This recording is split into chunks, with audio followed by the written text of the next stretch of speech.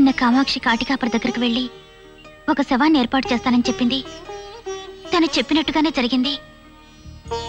అంటే అంటే నా కూతురు రూపంలో వచ్చింది ఎవరో.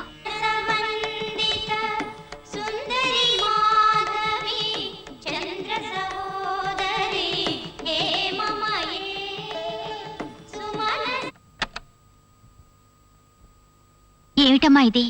శ్రీ మహావిష్ణువులా పడుకునున్నావు.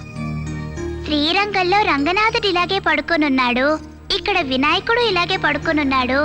వాళ్ళందర్నీ వదిలేసి నన్ను మాత్రం నిలదీస్తున్నావే.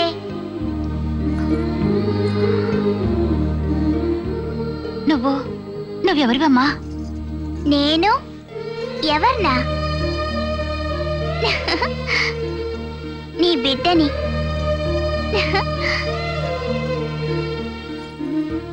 నువ్వు నా బిడ్డవి కాదు, ఆ తల్లివి. నువ్వు పాపవి కాదు, జొన్నవాడ కామాక్షమ్మవి.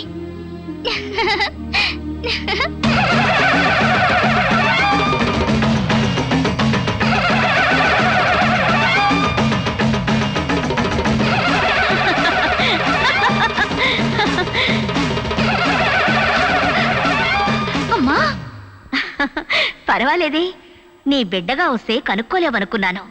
అయినా ఈ కామాక్షమ్మ తల్లిని కనిపెట్టేశావే. అమ్మా, నువ్వు నా ఇంటికి రావాలని నిత్యం నిన్ను పూజిస్తున్నాను. ఇన్నాళ్ళకొచ్చావు, కామాక్షమ్మలా రాకుండా భద్రకాళిలా వచ్చావే. మనుషులు చంపితే అది హత్య, మహాకాళి చంపితే అది సంహారం. చేసిన తప్పుకి శిక్ష. అమ్మా, తప్పుకి శిక్షే పరిహారమా? నువ్వు మనసు పెడితే క్షమించలేవా? క్షమించడమా? కళ్ళు అపహరించిన వాణ్ణా? అది కాళికాదేవి దగ్గర జరగనే జరగదు. పగంటే పగే, అది మారదు. నీ పగ తీర్చుకున్నావుగా.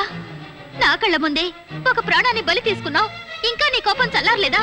దొంగతనానికి సాయపడ్డదాన్ని సంహరించాను, కానీ అసలు దొంగ ఇంకా ప్రాణాలతో ఉన్నాడు.